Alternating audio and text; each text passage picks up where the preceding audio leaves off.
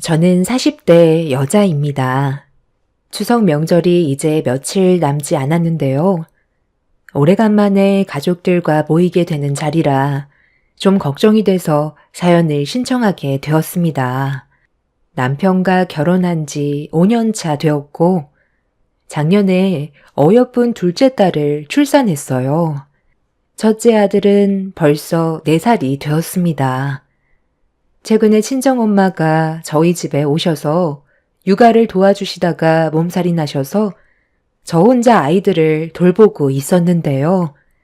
아들 하나 키우다가 둘째 딸을 낳아 돌보다 보니 하루가 어떻게 지나가는지 모를 정도로 정신이 없더라고요. 제가 너무 힘들어하는 모습을 보고 있던 남편이 고민 끝에 육아 휴직계를 냈어요. 그래서 지금은 어느 정도 여유가 생겼고 숨 좀 돌릴 수 있는 시간을 가질 수 있어서 이렇게 사연을 신청하게 되었습니다. 결혼 생활하는 동안 시모와의 관계가 그렇게 좋은 건 아니었지만 제 아래로 동서가 들어오면서부터 시모의 차별이 저에게 많은 상처를 줬었어요. 동서가 결혼을 한 지 얼마 되지 않았을 때 저는 거의 만삭이었고 동서는 임신 초기였는데 이 소식을 듣게 된 시모가 동서네의 집에 있다는 말을 남편이 서방님과의 통화하는 걸 옆에서 듣고 있다가 알게 됐었어요. 정말 서운했던 게 첫째를 임신했었을 때는 그래도 아들 손자라서 그런지 관심을 많이 가져주셨었는데 둘째가 손녀라는 말을 들었을 때 일절 저희 집에 찾아오지 않으셨어요. 그전부터도 첫째보다는 관심이 적어서 저희가 시댁에 가지 않는 이상 집에 온 적은 거의 없었거든요. 둘째를 임신했다고 소식을 전해드렸을 때도 동서가 임신을 했을 때처럼 바로 저희 집에 와주지 않으셨어요. 동서네외 집보다 저희 집이 시댁과도 가깝기 때문에 그 말을 들었을 땐 약간은 서운했었지만 좋게 넘어갔었어요. 동서는 첫 임신이고 저는 둘째니까 그럴 수 있다고 이해를 했었지만 서운한 건 어쩔 수 없었어요. 그래도 최대한 이해하려 했고 겉으로 내색하지 않으려 했었는데 시모의 지나친 차별은 시간이 지날수록 심해졌고 결국 안 좋은 감정이 터져 나오게 되었습니다. 시댁에 가끔 모이거나 얼굴을 보게 되는 상황이 왔을 때 시모는 저를 투명인간 취급했고 제가 보는 앞에서 동서만 챙겨줬어요. 식사를 할 때도 맛있는 음식은 동서에게 밀어주는 등 식구들이 보는 앞에서 대놓고 반찬을 올려주시는 모습을 보게 된 남편이 시부모님 앞에서 젓가락을 강하게 내려놨어요. 지금 뭐 하시는 거예요? 저번에도 제가 말씀드리지 않았어요? 가족들이 보는 앞에서 상처 줄 수 있는 행동은 최대한 삼가해달라고 했었잖아요. 작은 며느리 좀 봐봐라.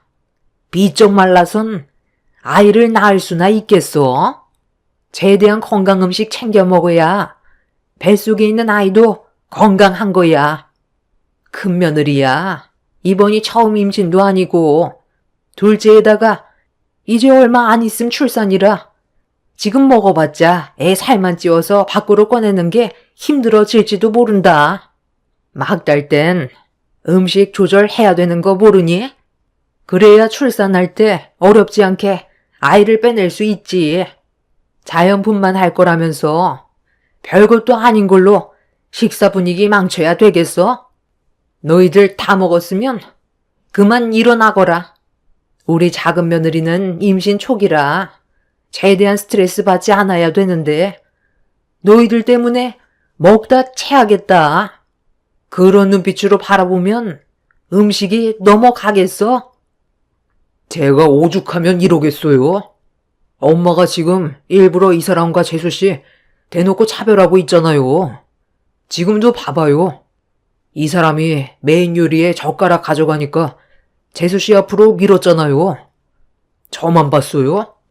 가족들 전부 다 보고 있었는데 이런 행동들이 차별이 아니면 뭐예요? 음식 그거 조금 먹는다고 뱃속에 있는 아이가 살이 찌는 것도 아니고 지금 이 사람 몸을 좀 봐봐요. 막달인데 배만 나왔지 재수 씨보다 말랐다고요. 제가 봤을 때 재수 씨야말로 살을 빼야 되겠는데요. 형, 지금 그게 무슨 말이야?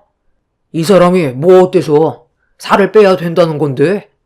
임신 초기에 그런 말 상당히 거슬리는 거 알아? 아무리 형이라 해도 말에 가시가 있으면 나도 좋게 넘어가지 못한다고. 우리 엄마가 차별을 하는 게 아니라 형수님이 그동안 우리 엄마한테 못했겠지. 그러니까 눈치 주는 거 아니겠어? 너 임마 지금 말 다 했냐? 너희 형수가 어머니 집에 오면 쉬는 거 봤어? 어머니가 시키는 일 군소리 않고 다 하고 있는데 재수 씨는 옆에서 뭘 했는데? 어머니만 믿고 손가락 하나 까딱하지 않고 있었잖아. 사람이 어느 정도 적당히 해야지. 가만히 있으니까 우리가 우스워 보여? 저희 먼저 일어나 볼게요. 그래, 잘 생각했다.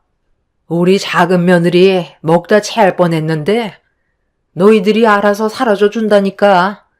내 속이 다 후련하다. 당신도 앞으로 내 허락 없이 먼저 행동하지 마. 이런 일이 생기게 될까봐 애들 안 부른 건데 계속 자리를 같이 해야 된다고 하는 바람에 서로 얼굴만 붉히게 됐잖아. 사람이 말이야? 안 하던 짓을 하고 그래? 그럼 큰애들만 빼놓고 밥이 목구멍으로 넘어가겠어? 이왕 자리 만드는 거 같이 하면 좋으니까 내가 직접 부른 건데 그것도 당신 허락을 받아야 되는 거야? 이 많은 음식 누가 했어? 당신이 한 거 아니잖아. 내가 작은 며느리를 위해서 만든 음식들이야. 불청객은 큰애들이라고. 당신이 이 자리에 부르지만 않았어도 이렇게 얼굴 붉힐 일 없었을 테고 분위기 좋은 식사가 가능했었을 텐데 나랑 상의 한마디도 없이 행동한 당신 때문에 일이 이렇게까지 커진 거야. 어머님, 저 너무 눈치가 보여서 일단 방으로 들어가 있으면 안 될까요? 임신 초기라 속도 미식거리고 지금은 안정을 취해야 되는 시기인데 이 자리가 너무 불편해요.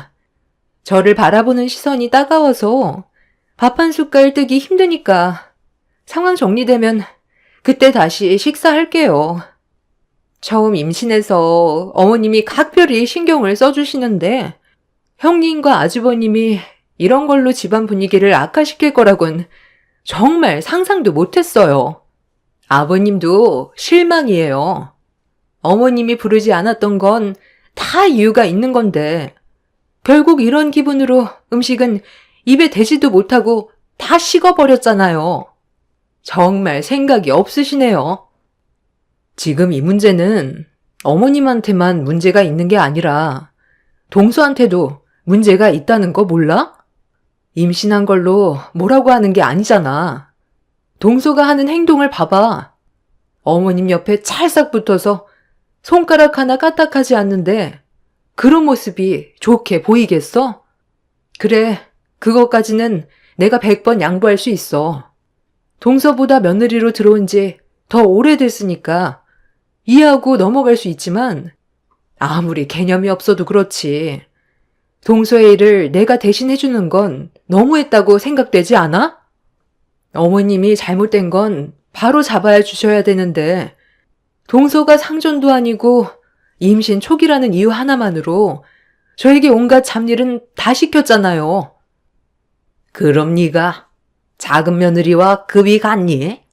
얘는 석사 학위를 취득해서 대기업에서 일하고 있는데 너는 고작 쥐구멍만한 곳에서 직원도 몇 명 없는 회사에 다니고 있잖아. 그러니 주는 용돈에서부터가 차이가 나는데 내가 차별 안 하게 생겼어? 우리 작은 며느리 임신 초기에 몸 잘 챙기라고 15만 원짜리 여복쟁만 사서 먹이려 했는데 예정도 없는 너희들이 왔으면 눈치껏 알아서 젓가락을 피해 먹던 해야지. 식사가 시작되자마자 작은 며느리 주려고 만든 음식에 젓가락이 가면 내가 기분이 좋겠어? 그렇게 눈치가 없어서 사회생활은 어떻게 하니? 급에 맞게 처먹거라. 네 주제에 고급 음식인 어복쟁반이 가당키나 하니? 능력 없는 너를 며느리로 들인 것도 마음에 안 드는데 거기에다가 둘째는 아들 손자도 아닌 딸이면 내 속이 어떻겠어? 돈이라도 잘 벌었으면 말을 안 하지. 남편은 더 이상 듣고 싶지 않다면서 다시는 찾아오지 않겠다며 저를 데리고 시댁에서 뛰쳐나왔어요. 그날 너무 서러워서 시댁에서 나오자마자 결국 눈물을 터뜨렸습니다. 그래도 동서가 들어오기 전까지만 해도 시모가 이렇게까지 저에게 막대한 적은 없었는데 그건 어쩔 수 없이 아쉬우니까 저를 최대한 이용해 먹으려고 시모의 성격을 숨기고 있던 거였죠. 시모가 동서를 워낙 잘 챙겨주다 보니 믿는 구석이 있어서 동서도 저를 무시하게 된 거였고 이런 상황들이 저에겐 너무 큰 아픔이라 더는 얼굴을 마주하고 싶은 생각이 없었습니다. 그래서 남편이 단호하게 연을 끊어내겠다고 했을 때 저도 같은 마음이었어요. 어차피 얼굴 보고 지내봤자 저에게 이득되는 것도 없는데 굳이 시모와 마주하면서까지 스트레스 받을 필요는 없었습니다. 그렇게 출산 전까지 어떠한 연락도 일절하지 않았었고 저는 둘째를 무사히 출산할 수 있었습니다. 시부는 이 소식을 듣고 한 걸음에 산후조리실로 달려오셔서 저에게 고생했다며 좋은 말을 아끼지 않으셨는데 시모와 동서내외는 얼굴조차 보여주지 않았어요. 어차피 얼굴을 봐도 서로의 감정만 상하게 될 테니 크게 신경 쓰지 않았습니다. 그렇게 저는 친정 엄마의 도움을 받아가며 문제없이 지내고 있었고 시모와 동서내외와 연락을 끊고 지내는 게 스트레스 받을 일도 없어서 남편과 저는 오히려 시댁을 왕래할 때보다 행복한 삶을 살고 있었습니다.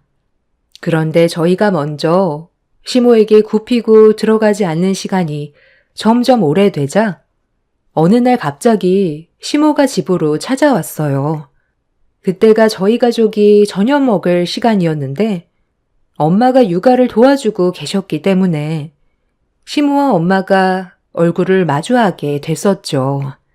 제가 상처를 받아 연락을 끊었다는 걸 엄마도 알고 있었기 때문에 분위기는 상당히 안 좋게 흘러갔고 엄마는 왜 왔는지 물어보셨습니다. 사돈 오셨어요? 급한 일 때문에 오신 건가요? 제 딸과 안 좋은 감정이 있다 해도 기본적으로 연락은 하고 와야 되는 거 아니에요? 지금 한창 저녁 준비하고 있었거든요.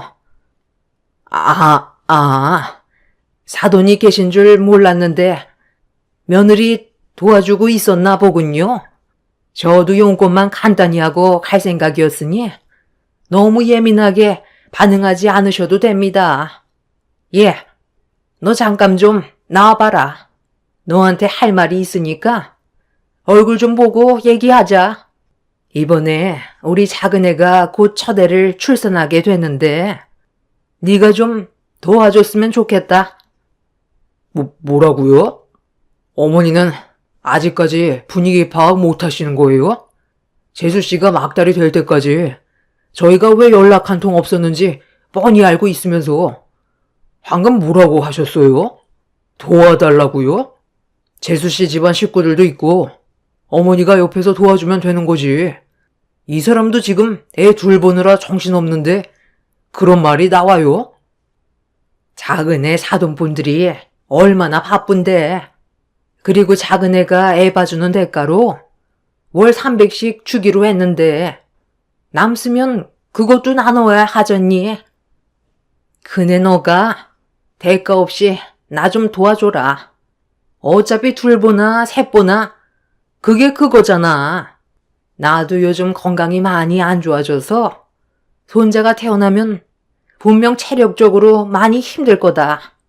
오죽했으면 여기까지 찾아왔겠어? 큰애 너야. 둘째까지 나왔고 애 보는 것도 능숙하니 도와주는데 그게 어려운 건 없을 것 같아 부탁 좀 하려고 왔다. 가족이라는 게 뭐냐? 서로 얼굴을 붉히고 잡아먹을 듯이 싸워도 칼로 물베기나 다름없어. 한번 맺은 인연 평생 꼬리표처럼 따라붙는 게 가족인데 어려울수록 서로 도와야지. 과거에 어떤 일이 있었든 그게 중요한 게 아니다. 앞으로 남은 인생을 어떻게 살아가냐가 중요한 거지. 내가 너한테 죽을 죄를 지은 것도 아닌데 그런 일로 연락 한 통 없었던 너도 문제가 있는 거 아니니? 평생을 얼굴 안 보고 살려고 생각했어? 내가 직접 찾아왔으면 된 거지. 이 자리에서 무릎이라도 꿇길 바라는 거냐? 어머님, 이번에도 동서가 시켰나요? 뭐라고 했길래 여기까지 온 거예요? 대가 없이 도와달라뇨. 300, 400을 주셔도 불가능해요. 그때 분명 말씀드렸죠? 평생 얼굴 안 보고 살고 싶다고요. 어머님이랑 동서가 한 행동들이 죽을 죄보다 더해요. 개도 먹을 땐 안 건든다는데 먹는 걸로 치사하게 차별 두셨잖아요. 제가 받은 상처가 너무 컸기 때문에 지금까지 연락을 하지 않았던 거예요. 그런데 동서 출산이 얼마 남지 않았다고 도움이 필요할 것 같으니까 도와달라고요? 그럼 제가 웃으면서 기분 좋게 동서 아이까지 봐준다고 할 줄 알았어요? 저도 사람이고 감정이 있어요.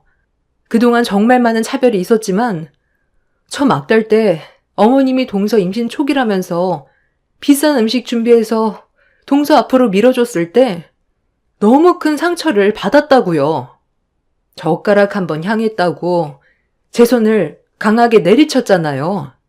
저는 그때의 기억을 평생 잊지 못할 거예요. 지금도 보세요. 어머님이 얼마나 이기적인 분인지를 보여주고 있잖아요. 말로만 가족이라고 그러지. 제 기분은 생각도 하지 않고 어머님 하고 싶은 대로만 행동하시잖아요. 오늘 보이신 행동은 그동안 저를 어떻게 생각하고 있는지 더욱더 확실하게 보여주셨네요. 평생을 얼굴 안 보면서 살고 싶어요. 그러니 다시는 저희 찾지 마세요. 아시겠어요? 그래, 자존심은 있어가지고 좋게 생각해서 도와주면 서로 관계도 회복되고 하는 거지. 그까짓 일로 아직까지 마음에 담아두고 살고 있었니? 나는 이미 잊어버린 지 오래였는데 네가 그렇게 속 좁은 며느리인지 몰랐다. 이럴 줄 알았으면 결혼하겠다고 인사 왔을 때 머리채 잡아 밖으로 걷어차 버렸어야 했는데. 시모의 마지막 말에 엄마는 충격을 받았는지 혈압이 올라서 소파에 털썩 주저앉으셨어요. 남편은 막말을 퍼붓는 시모를 급하게 밖으로 내쳐버렸습니다. 시모가 저희 집에 아주 잠깐 찾아온 거였지만 이미 저희 가족은 시모 때문에 상당한 충격으로 제정신이 아니었고 시모는 현관문을 몇 차례 걷어찬 뒤 본인도 다시는 저희 얼굴 볼 일 없을 거라면서 동네가 떠나갈 정도로 소리친 뒤 돌아갔어요. 너무 황당했고 무슨 생각으로 저에게 그런 부탁을 하러 왔는지 이해가 되지 않았습니다.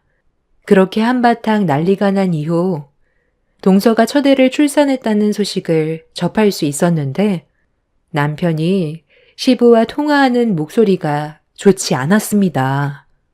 전화를 끊고 어두워진 표정으로 저를 바라보던 남편이 충격적인 말을 꺼냈어요.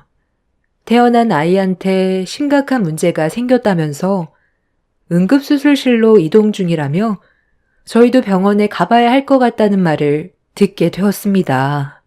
동서의 아이가 세상 밖으로 나왔을 때 아이의 장활동이 많이 약했는지 몸에 문제가 생겼다고 하더군요.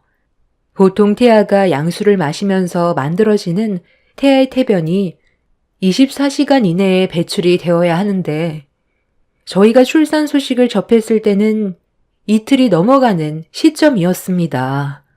동서의 아이는 태변막의 증후군으로 태변이 병마개처럼 장을 막아버려서 발생하는 질환으로 아이가 출생한 후에 공기를 마시게 되면서 장에 공기가 차게 되는데 이때 태변이 장을 막고 있어 가스가 통과하지 못하고 점점 팽창을 하게 되다가 천공까지 발생하게 된 위급한 상황으로까지 발생이 된 거였어요. 그래서 응급 수술을 받게 된 아이는 도움이 필요했고 저희 부부는 어쩔 수 없이 병원으로 향하게 되었습니다. 아이의 생명이 위급하다는데 안 갈 수가 없었고 남편과 함께 병원에 도착을 하니 동서는 세상에 태어난 지 얼마 되지 않은 아이를 떠나보내게 될까봐 우려를 하고 있었어요. 저희 부부는 그런 동서를 묵묵히 바라보고 있었지만 선뜻 위로를 해주는 게 망설여지더군요. 전에 있었던 안 좋은 일들로 인해 동서가 저에게 또다시 상처되는 말을 하게 될까봐 머뭇거려졌어요. 지금 상황이 너무 안 좋아서 긴급 수술을 해야 되는데 문제가 하나 생겼다. 아이의 혈액형이 남들과 달라서 다른 곳에서 공수를 해와야 한다더구나. 다행히 신생아라 많은 양이 필요한 건 아닌데 혹시 모를 일을 대비해 주변 가족들 중에 같은 혈액형이 있다면 도움을 받는 게 좋을 거라고 하더구나. 아이 혈액형이 어떻게 되는데요? 많이 희귀한 혈액형이에요? 일단 아이부터 살려야 하니까 저도 주변 지인분들한테 같은 혈액이 있는지 한번 물어볼게요. RH-O형이라더라. 내가 알기론 큰며느리가 RH-O형이라고 하지 않았나? 예전에 한번 들은 것 같기도 한데 그네는 혹시 혈액형이 뭐였더라? 아이 혈액형이 RH-O형이에요? 저도 그렇게 알고 있거든요. 아, 그럼 당신이 도와줄 수 있겠다. 일단 아이부터 살려야 하니까 일단 준비하는 게 좋지 않겠어? 뭐라고요? 형님이 RH-O형이라고요? 제 아이와 같은 혈액형이에요? 형님, 제 아들 좀 살려주세요. 세상 밖으로 나온 지 이제 이틀 됐어요. 제 아이가 천공이 생겨서 태어나자마자 수술을 해야 되는 것도 충격인데 혈액을 제대로 공급받지 못해서 세상을 떠나게 되면 저는 더 이상 삶에 희망이 없어요. 과거에 했던 일들 제가 전부 잘못했어요. 그러니 제발 제 아이 좀 살려주세요. 형님이 도와준다면 평생 감사하며 살게요. 앞으로 정말 잘할게요. 큰며느리잔, 여긴 왜 온 거야? 너는 지금 여기가 어디라고 온 거야? 내 손자 세상 떠나는 거 구경하려고 온 거니? 이런 광경을 눈앞에서 보니까 아주 속이 후련하니? 당장 안 나가? 어머님, 제발 그만 좀 하세요. 어머님 때문에 형님 마음 변심돼서 제 아이한테 문제가 생기면 어머님이 책임지실 거예요? 제 아이와 같은 혈액형을 가지고 있다고요. 혈액이 모자랄 수도 있어서 미리 수혈을 받아놔야 하는데 어머님 때문에 상처받아 일이 잘못되기라도 하면 평생 용서치 않을 거예요. 뭐라고? 큰며느리가 내 아들 손자랑 같은 혈액형이라고? 아니, 잠깐만, 그러니까 며느리 네가 RH-O형이라는 거야? 아이고, 내가 또 실수했구나. 시모는 뒤늦게 분위기 파악을 했는지 제 양손을 잡으면서 좀 전과는 다른 모습으로 저보고 도와달라며 애원을 했어요. 저를 바라보는 눈빛에서 느껴지는 가식적인 모습이 보였지만 일단 아이부터 살려야 해서 저는 아이와 같은 혈액형이라고 얘기한 뒤 수혈을 제공하게 되었습니다. 동서는 출산한 지 얼마 되지 않은 몸으로 저에게 힘들게 걸어와 과거에 했던 행동들에 대해 미안하다며 눈물을 흘리면서 진심으로 사과를 했어요. 하지만 그런 모습을 지켜보던 시모의 얼굴은 상당히 못마땅해 있었습니다. 제가 RH-5형이라는 사실이 밝혀지자 시모는 일단 급한 불부터 꺼야 한다고 생각해서 저를 건들지 않았지만 눈빛은 예전과 다르지 않았습니다. 정말 다행이었던 건 아이의 장기간 수술은 큰 문제 없이 끝날 수 있었고 폐혈증으로 갈 수 있었던 걸 사전에 막을 수 있었습니다. 그렇게 아이는 다시 동서의 품으로 돌아올 수 있었지만 저와 동서가 예전과는 다르게 이 일로 인해 많이 가까워지게 되자 시모가 저와 동서 사이를 탐탁치 않아 했어요. 널리고 널린 게 혈액인데 그거 조금 제공해줬다고 둘이서 벌써 가까워진 거니? 이번 명절에 큰며느리 네가 명절 음식 다 해야 되는 거 알고 있지?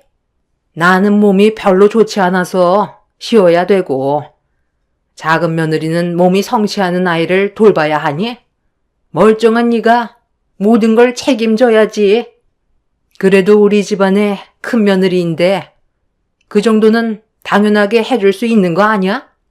저번 설에는 각자 사정이 있어서 모이지 못했으니 이번 추석 명절에는 네가 신경 좀 많이 쓰거라.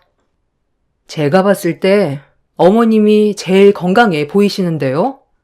저는 아이들을 돌봐야 해서 어머님이 명절 음식은 준비하셔야겠는데요. 저번에 병원에서 저한테 그러셨잖아요.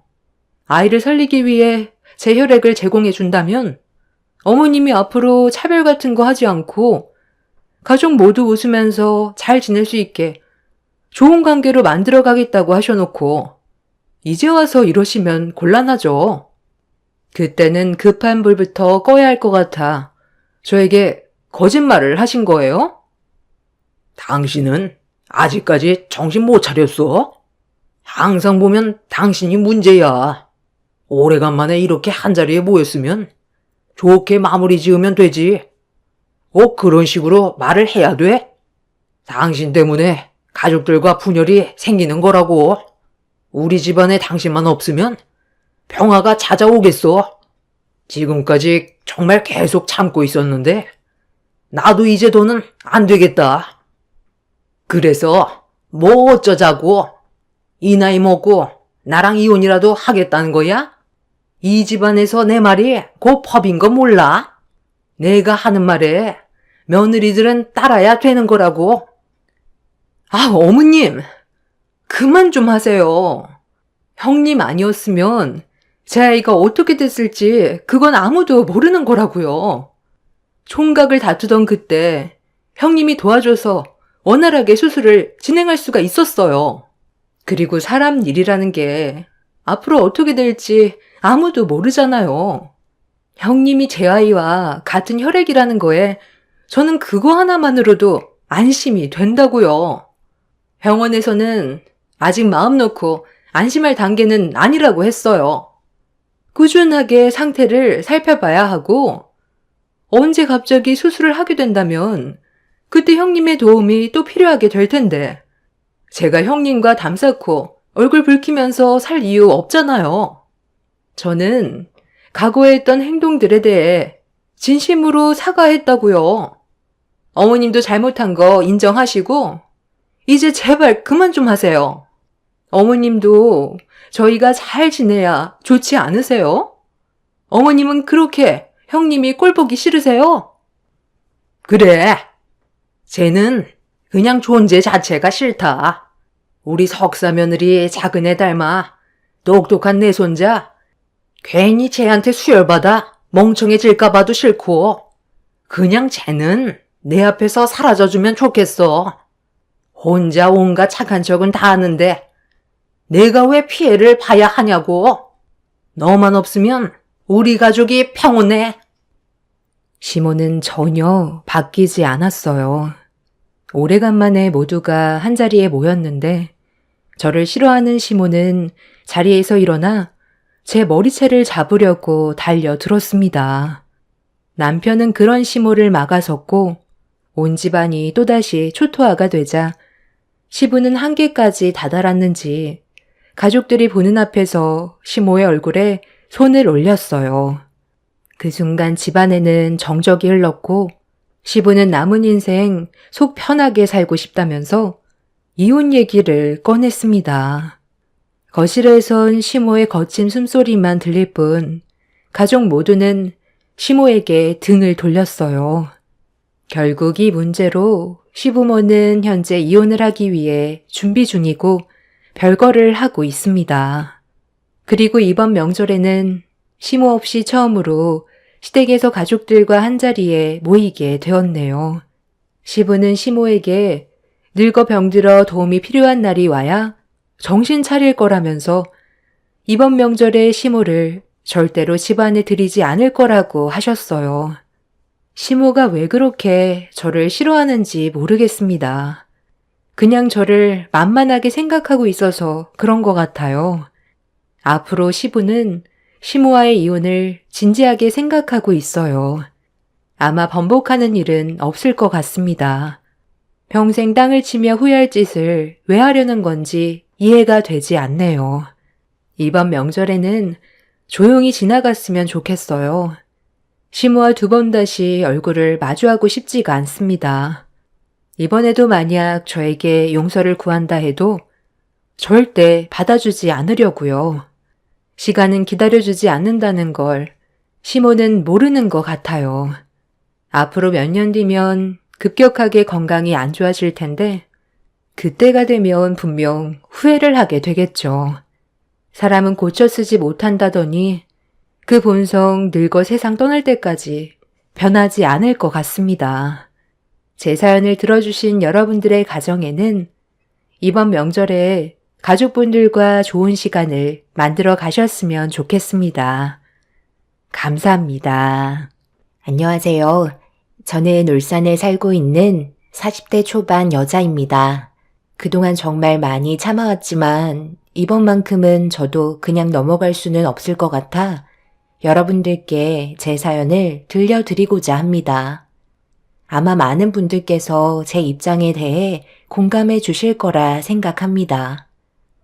시댁 식구가 된 지 5년 차 되었고 지금까지 김장을 5번이나 하게 되었습니다. 시댁 집안의 며느리로 살아오면서 여러 가지 불만들이 있지만 그 중에 제일 크게 스트레스 받는 건 다름 아닌 김장입니다. 제가 여기에 글을 작성하게 된 이유기도 하죠. 남편과 결혼했을 당시 제 위로 새 동서가 먼저 시댁 집안의 며느리로 들어와 있었고 저를 대하는 행동들은 텃세를 부리는 건지 사람의 한계를 시험하게 만들 정도였어요. 결혼 1년 차 때는 뭘 모르니까 그냥 넘긴 적이 있었습니다. 그런데 4년 차로 접어들게 되면서 집안이 어떤 식으로 돌아가는지 어느 정도 적응이 되어가니 막내 며느리도 할 말은 해야 할 것 같았어요. 그래서 다음에 김장날도 새 동서들이 변함없는 모습으로 똑같은 행동을 보인다면 그땐 쉽게 넘어갈 생각이 없었습니다. 그렇게 결혼 5년 차에 접어들었고 김장날이 다가오니 새 동서들은 어김없이 밑밥부터 깔기 시작했어요. 시댁에서 시부모님과 함께 살고 있던 저는 주말에 놀러온 새 동서들의 말에 어이가 없어 결국 참아왔던 분노를 터뜨리면서 집안 분위기를 무겁게 가라앉히게 되었네요. 그동안 아무 말도 하지 않았던 제가 입을 열게 되니 모두들 당황하더라고요. 여보, 정말 웃기지 않아? 아무리 생각해도 나는 이해가 되지 않아서. 형님들의 말이 전부 다 사실인지 확인까지 해보고 싶다니까. 어떻게 된 게 매년 김장 날만 되면 형님들이 모두 다 딱 맞춰서 친구 부모님들께서 상을 당하셨다는 말이 빠지지 않고 나오는 걸까? 당신도 항상 의문을 가지고 있었잖아. 매년마다 김장 날만 되면 세상을 떠나시는 분들이 동시다발적으로 나온다는 게 아무리 이해하려 해봐도 납득이 되질 않더라고. 그래서 그 사실이 정말인지 확인을 좀 해보고 싶은데 형님들 이번에도 상가집 다녀오면 증거 사진 좀 부탁드려도 될까요? 동서가 오늘 뭘 잘못 먹었나? 갑자기 왜 안 하던 짓을 하고 그래? 매년 김장날도 달랐고 하필 친구 부모님이 상을 당하신 날과 겹친 것뿐인데 어떻게 그걸 의심할 수가 있어? 동서, 지금 나랑 뭐 하자는 거야? 저 말고도 아버님, 어머님이랑 이희도 겉으로 표현을 안 해서 그렇지 속으론 형님들의 행동에 대해 이상하게 생각하고 있었을걸요? 큰형님만 김장날 장례식장에 다녀왔다면 제가 말을 안 하죠.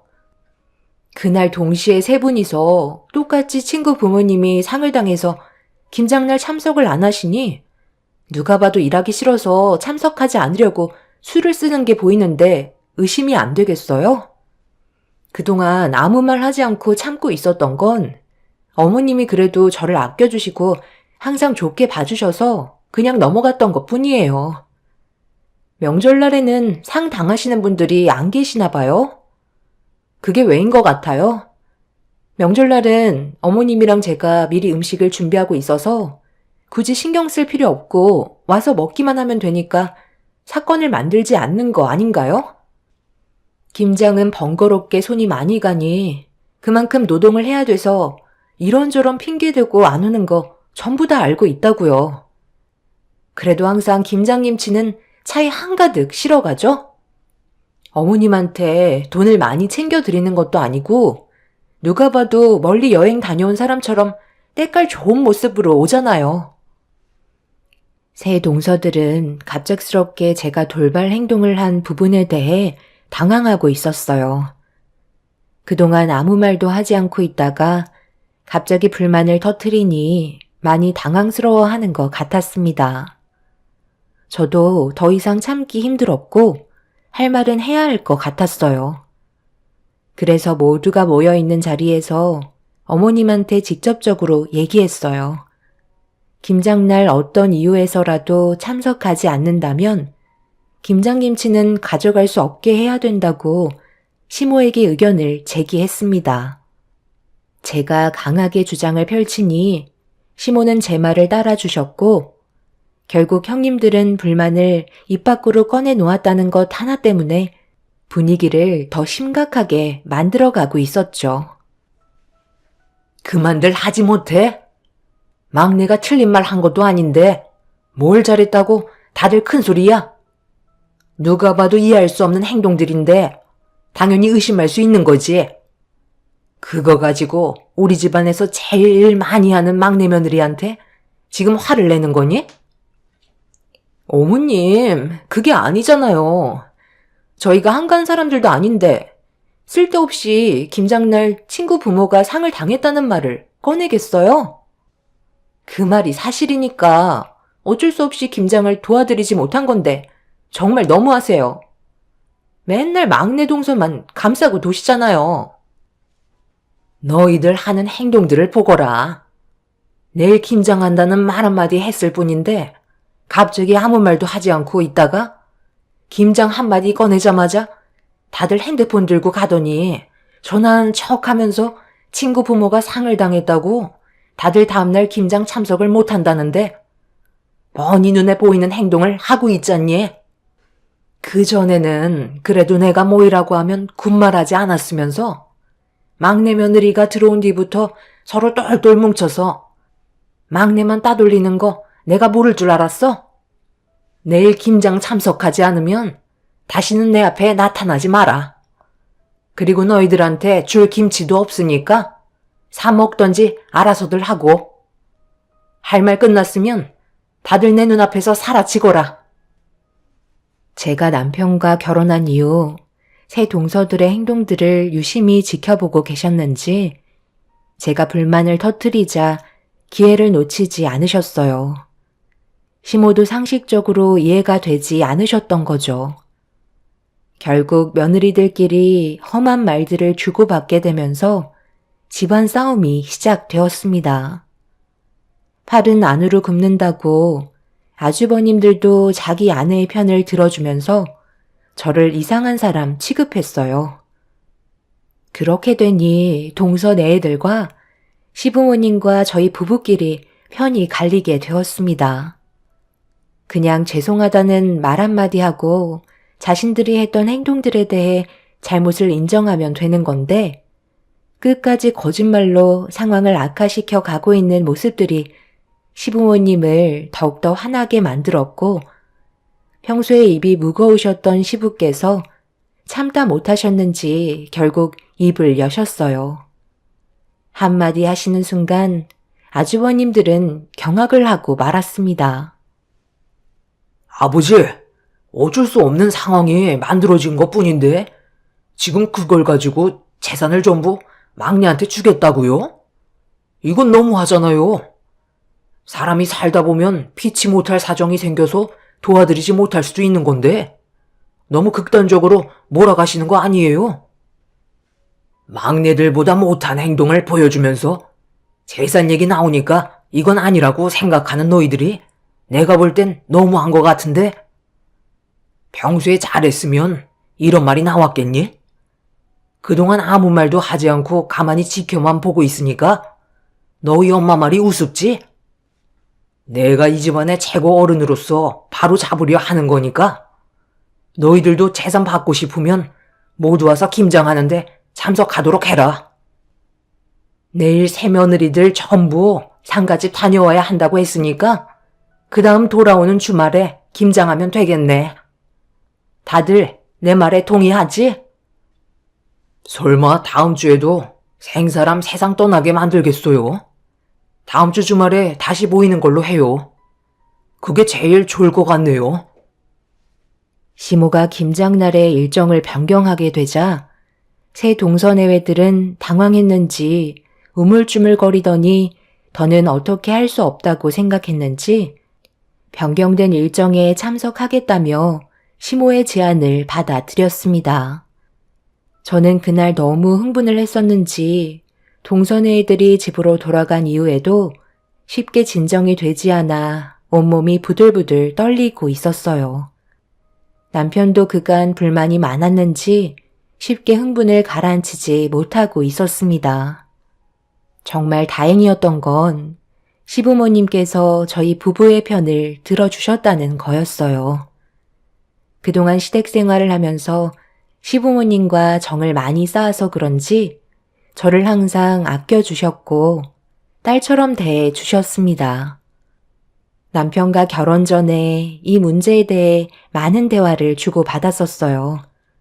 시댁에 들어가 산다는 게 쉽지 않기 때문에 시부모님과 제가 어느 정도 잘 맞아야 가능하다고 생각했었죠.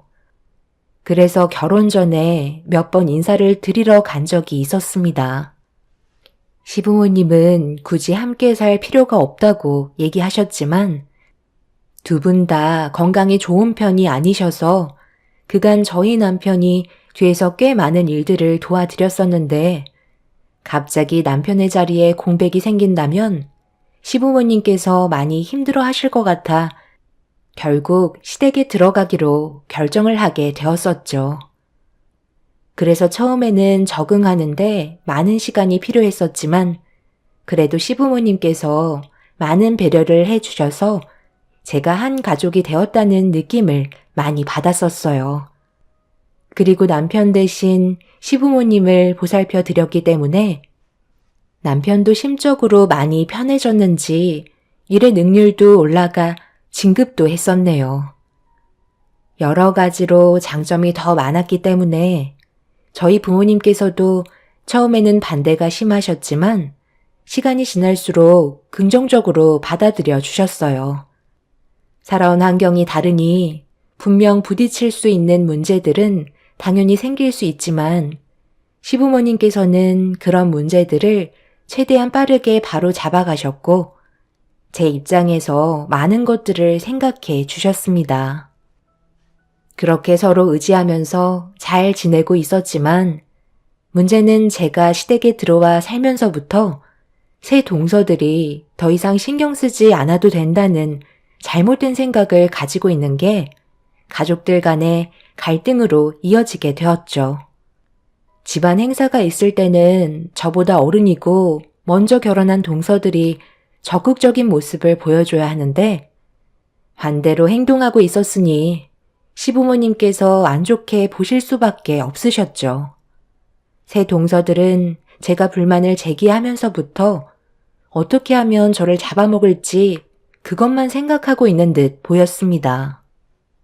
하지만 저는 뒤에 시부모님이 계시기 때문에 크게 두려운 건 없었어요.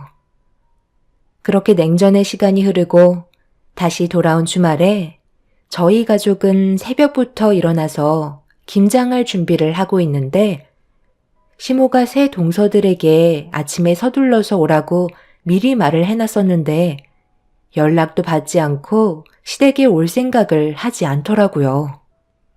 시부모님께서 화가 많이 나셨는지 큰 아주버님께 전화를 드렸지만 역시나 받지 않았습니다. 시부는 그날 연락이 안 될 시 인연을 끊을 생각을 가지고 계셨어요. 그만큼 화가 머리끝까지 올라오신 상태라 집안의 분위기는 상당히 무거운 상태로 김장을 할 수밖에 없었네요. 그렇게 한두 시간 정도 흘렀을 때 시모의 핸드폰이 울리기 시작했고 급하게 받으신 시모는 큰 소리 치셨어요. 뭐라고? 그네 지금 그 말을 나보고 믿으라는 거니? 너희 셋과 친분이 있는 사람의 부모가 상을 당해서 다들 거길 가겠다는 거니? 거짓말도 적당히 해야지. 그 친분 있는 사람 전화번호 좀 나한테 전달해 보거라. 내가 직접 통화해 보마. 어머님, 정말이에요. 저도 상황이 이렇게 흘러가서 너무 난감하다고요. 일단 서둘러 가봐야 하니까 나중에 다시 연락 드릴게요. 저번에 그 난리가 났었는데 쓸데없이 거짓말을 왜 하겠어요? 다녀와서 사진 찍은 거 보여드리면 되잖아요. 너희들 마지막으로 경고하는데 1시간 내로 달려오지 않으면 그땐 정말 인연 끊을 줄 알아. 2번 다시 얼굴 볼 생각 하지 마. 시모는 큰 동서에게 소리를 지른 뒤 전화를 끊으셨어요. 역시나 예상했던 대로 동서네 애들은 또다시 거짓말을 하고 있었고 김장하러 오고 싶지 않다는 걸 확실하게 표현하고 있었죠. 시부는 더 이상 용서해줄 생각이 없으셨는지 핸드폰에서 연락처를 차단까지 하셨고 시모는 동서 내외들의 무책임한 행동들 때문에 분노를 쉽게 가라앉히지 못하셨습니다. 그런데 잠시 뒤 저에게 전화 한 통이 왔어요. 몇 년 만에 연락 온 회사 동료의 전화였고 받는 순간 충격적인 한마디에 이 사실을 시부모님과 남편에게 알렸습니다. 저희는 김장을 하다 말고 급하게 공항으로 향했어요. 그렇게 공항 안을 두리번거리고 있는데 공항 대합실에서 제 지기가 들리는 소리에 고개를 돌리는 순간 충격적인 광경을 저희 가족 모두가 보고 말았네요. 과장님, 여기에요. 아직 비행기 뜰 시간이 1시간 정도 남은 것 같아요. 과장님 결혼식 때 인사드렸던 분들 맞죠? 가족 전체가 여행을 가시는 것 같아서 과장님도 함께 계신 줄 알고 혹시나 해서 인사를 드렸었는데 뭔가 들킨 것 마냥 당황하시더라고요. 그래서 안부라도 드릴 겸 전화를 했던 건데 오신다는 말에 기다리고 있었죠. 어차피 저는 집에 가서 할 것도 없거든요. 그렇게 회사 동료가 저희를 안내했고 손으로 가리킨 공항 대합실에서 새 동서 내외들이 비행기를 타기 위해 앉아서 기다리고 있는 모습을 목격할 수 있었습니다. 옷차림은 누가 봐도 여행을 떠나는 사람들의 복장이었어요.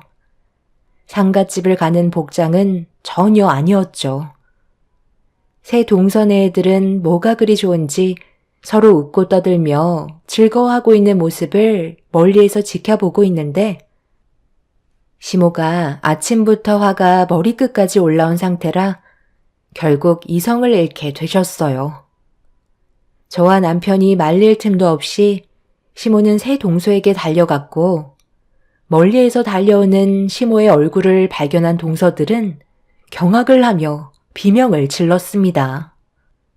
전혀 예상하지 못했는지 그 자리에서 굳어버린 새 동서들은 시모에게 머리채를 잡혔고 뒤이어 시부가 아주버님들에게 달려가 멱살을 잡으셨네요. 그런데 그 와중에 더 충격적이었던 건 큰 동서의 행동이었어요.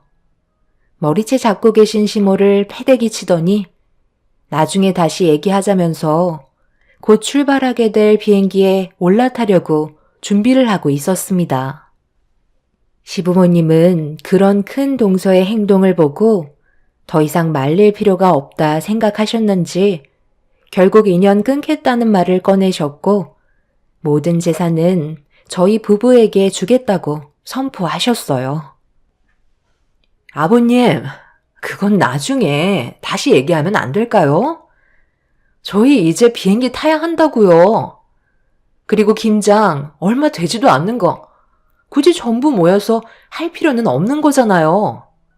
아버님 댁에서 같이 살고 있는 막내 동서랑 같이 하면 되는데 꼭 저희를 시켜야겠어요? 그래서 지금 이 상황에 여행을 가겠다는 거야? 너희들 머리가 없는 것도 아니고 어느 정도 얘기하면 알아먹어야지. 그렇게 부탁을 했는데 이런 식으로 심각한 사태를 만들어? 너희들도 내 아들들과 결혼을 했으면 한 가족인 것을 어떻게 남보다 못한 모습을 보여주는 거냐? 두말할 필요 없다. 내가 가진 재산 전부는 너희들에게 단 한 푼도 넘겨주지 않으마. 그리고 시부모를 여기까지 오게 만들어 놓고 여행을 가겠다고? 우리가 너희들 여행 가는 걸 두 눈 뜨고 보고 있을 것 같아? 아버님, 저희 이번에 여기에 꽤 많은 돈을 지불한 상태라고요. 일단 이번 한 번만 보내주시면 내년에는 무조건 저희가 김장할 테니까 일단 보내주세요. 이러다 비행기 떠나겠어요. 어머님, 저희가 잘못했다고 하잖아요.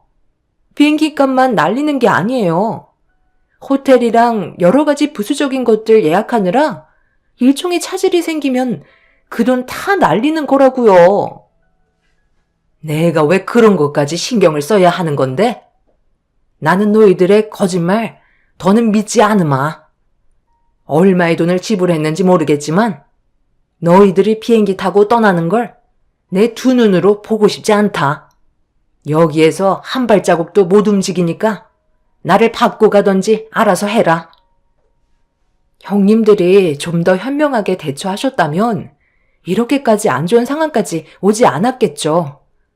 저희들한테 부끄럽지도 않으세요? 시부모님은 비행기를 타려는 새 동서 내외들을 붙잡고 놔주지 않았어요. 그렇게 서로 몸싸움이 벌어지게 되면서 시간은 계속해서 흘러갔고 결국 동서 내외들이 타고 갈 비행기는 공항을 떠나고 말았습니다. 모든 일정이 끝나는 순간이었고 새 동서 내외들은 그 자리에서 객거품을 물며 주저앉고 말았죠. 큰 동서가 다음 비행기를 타면 된다고 화를 내며 시부모님께 대들었지만 시부모님께서는 눈 하나 깜빡하지 않으셨어요. 동서네 애들이 전부 집으로 돌아갈 때까지 그 자리를 지키고 있을 거라며 절대 비행기를 타지 못하게 앞을 가로막고 있었습니다. 그렇게 계속되는 안 좋은 감정 싸움으로 인해 결국 공항 관계자들까지 오게 되면서 상황은 어느 정도 정리가 되었지만 서로가 받은 상처는 조금도 회복이 되지 않았네요. 한참 동안 흥분을 가라앉히지 못했던 새 동서내외는 시부모님이 인연을 끊겠다는 말에 동의를 했고 더 이상 얼굴 볼 생각도 없다며 그 자리에서 인연을 정리하려 했어요. 그런데 그건 새 동서들의 생각이지 아주버님들은 또 다른 입장이었습니다. 우리가 잘못한 건 사실인데 당신이 왜 큰 소리를 치는 거야? 아버지 재산이 얼마나 있는지 알지도 못하면서 그런 말을 함부로 꺼내? 이러다 정말 아버지 재산 한 푼도 못 받으면 당신이 책임질 거야? 그때 가서 땅을 치며 후회하지 말고 당신이 잘못한 건 무릎 꿇고 싹싹 빌어. 솔직히 우리는 오늘 김장하러 가자고 몇 번이나 얘기했었는데 당신이 재수 씨는 고생을 좀 해봐야 한다고 무작정 일정을 잡아버렸잖아. 내 입장에서도 얼마나 난처한 줄 알아? 당신은 인연 끊으면 그만이지. 나는 내 부모님이라고. 말처럼 그렇게 쉽게 인연을 끊을 수 있는 사이가 아니란 말이야.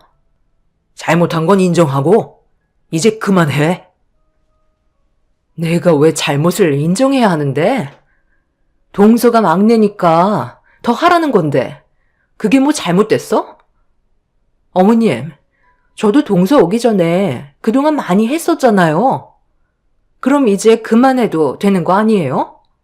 언제까지 제가 이런 일에 신경을 써야 하는 건데요?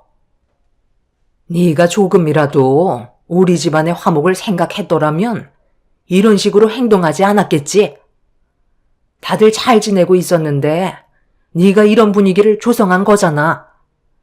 마지막으로 기회를 줄 테니 진심으로 용서를 구해라. 그렇지 않으면 여기서 그만 끝내자. 솔직히 저도 형님이 계속 막내 동서만 부려먹자고 옆에서 부추기니까 어쩔 수 없이 따를 수밖에 없었어요. 제 마음은 그게 아니었다고요. 저는 막내 동서와 가까워지고 싶은 마음이 있었는데 형님이 괜히 텃세 부리면서 분위기 조성한 거 맞아요. 어머님, 제가 잘못했어요.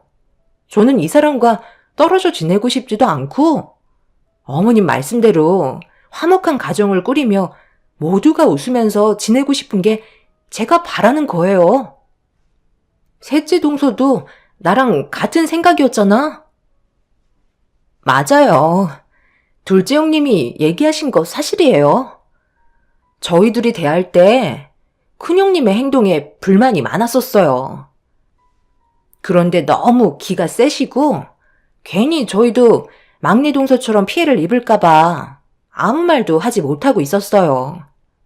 저도 정말 죄송해요, 어머님. 자기들 지금 뭐 하는 짓들이야? 나만 막내 동서 이용해 먹자고 그랬어? 상황이 이렇게 되니까 이제는 나를 버리겠다는 거야? 당신이 이렇게까지 쓰레기 짓을 꾸며왔다는 거에 정말 너무 큰 충격을 받았다.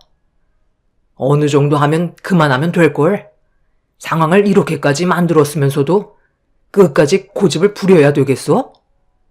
우리 부모님이 당신한테 마지막 기회를 주고 계시잖아. 정말 용서를 구하지 않을 거야? 당신 나와도 이혼하고 싶은 거냐고. 한순간에 잘못된 판단이 돌이킬 수 없는 결과를 가져온다는 거 당신도 분명 인지하고 있을 텐데. 이제 그만 고집 부리고 집으로 돌아가자. 가서 김장하고 당신도 이제 맏며느리답게 행동해. 큰 동서만 용서를 구하지 않았고 큰 시숙과 둘째, 셋째 동선 애들은 전부 다 시부모님께 잘못을 인정하며 무릎을 꿇었습니다. 그제서야 시부모님께서 어느 정도 흥분을 가라앉히셨지만 문제는 큰 동서였네요.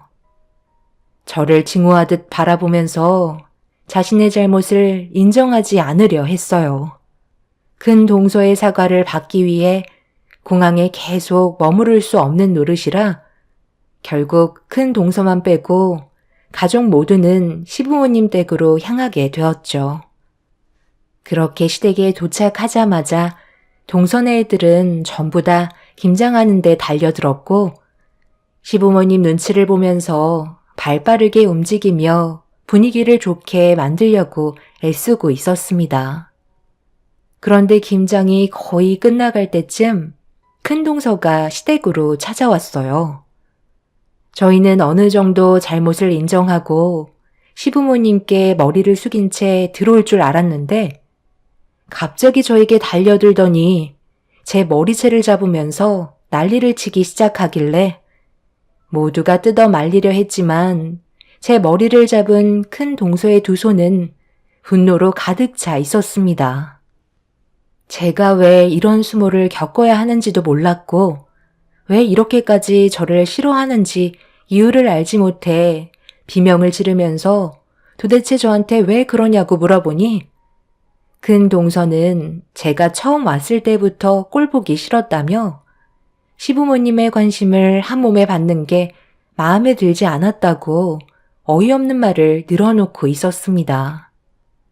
제가 며느리로 들어오기 전에는 큰 동서가 시부모님께 많은 관심을 받고 있었지만 시부모님께서 저와 함께 있는 시간들이 많다 보니 당연히 저에게 조금 더 신경을 써주시는 것뿐인데 그런 모습들이 꼴보기 싫었던 것 같네요.